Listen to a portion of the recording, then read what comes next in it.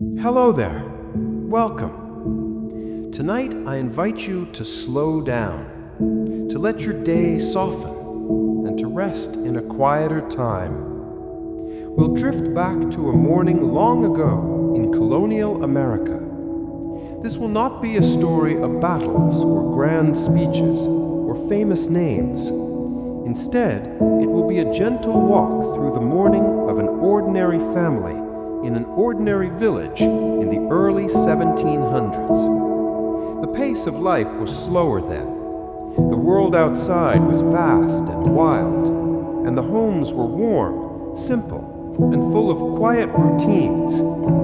As we wander together, you may picture yourself stepping softly into another time, hearing the faint crackle of a hearth fire, the creak of wooden floors, and the stillness of dawn.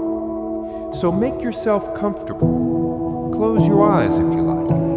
Let the rhythm of my voice carry you into a calm and peaceful beginning. It is just before sunrise. The sky outside is still dim, a pale blue stretching above the tree line. Birdsong is beginning, faint and scattered but steady. Roosters stir in nearby yards, and a gentle mist rests over the fields. The village is small, just a cluster of wooden homes, each with its own patch of land. There is no sound of wheels on pavement, no hum of machines, only the quiet murmur of nature and the distant crack of a door as someone steps out into the cool morning. The air smells of damp earth and wood smoke.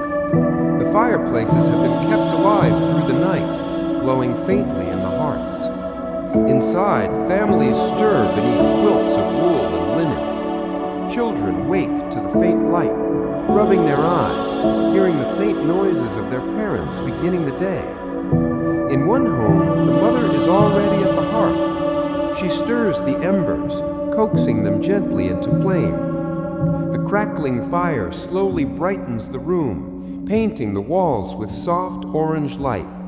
The smell of wood smoke mixes with the scent of cornmeal and oats.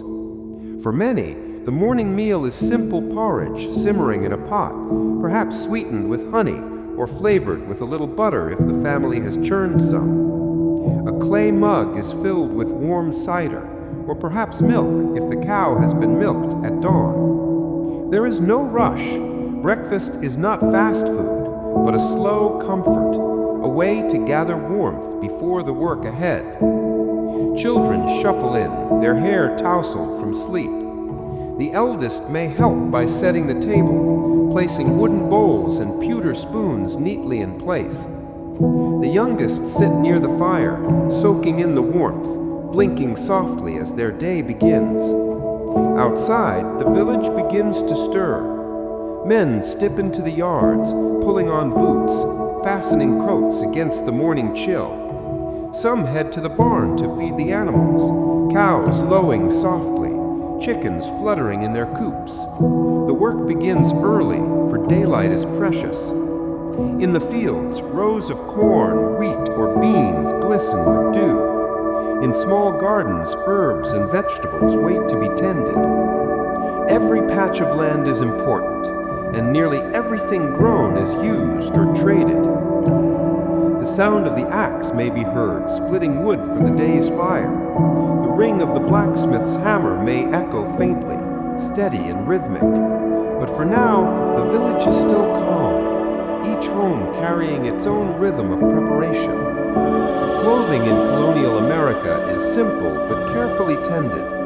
Children dress in linen shifts, pulling on stockings and small leather shoes.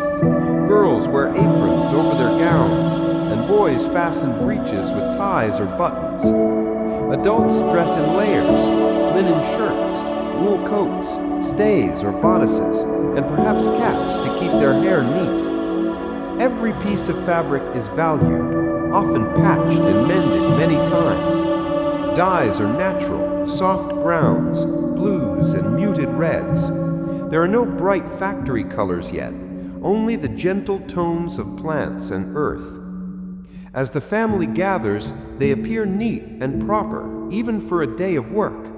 It was thought important to begin the day with order, with dress that showed respect for oneself and the community. The village fills with sound, but gently. The rhythmic sweep of a broom across wooden steps, the creak of a wooden wheel pulled along the dirt path, the soft neigh of a horse, and the answering call of another across the way. Dogs bark, then settle back down. A child laughs softly, carrying a pail of water from the well. The splash of the bucket, the dripping of cool water into the trough, blends with the background music of birdsong. Life here is steady, predictable. Each sound, though ordinary, becomes part of a quiet symphony of morning. As the morning grows brighter, some villagers prepare for the market. A basket is filled with eggs, another with apples or fresh herbs from the garden. Barter is common: eggs for flour, wool for candles, honey for soap. The market is not large, but it is lively in its own gentle way. Neighbors greet one another, exchange goods, and share news. Children weave between the stalls, curious and playful. There are no coins jingling in every pocket, no advertisements, no neon signs, only quiet exchange, friendly voices, and the steady flow of life. And so the morning unfolds, slowly, gently, each hour flowing into the next. There is work to be done, but it is steady, expected, and shared by all. Colonial life was not easy, but in these early hours it carries a rhythm that feels calm. The quiet labor, the soft greetings of neighbors, the smell of wood smoke and bread. These are the details that made up the days of so many who lived long before us. As you drift now into rest, you may imagine yourself in such a place, a morning without hurry, a morning where the world moves at the pace of footsteps, of wooden wheels, of gentle voices. Let your mind rest here, in this simpler time, as the morning fades softly into day. Sleep well. Good night.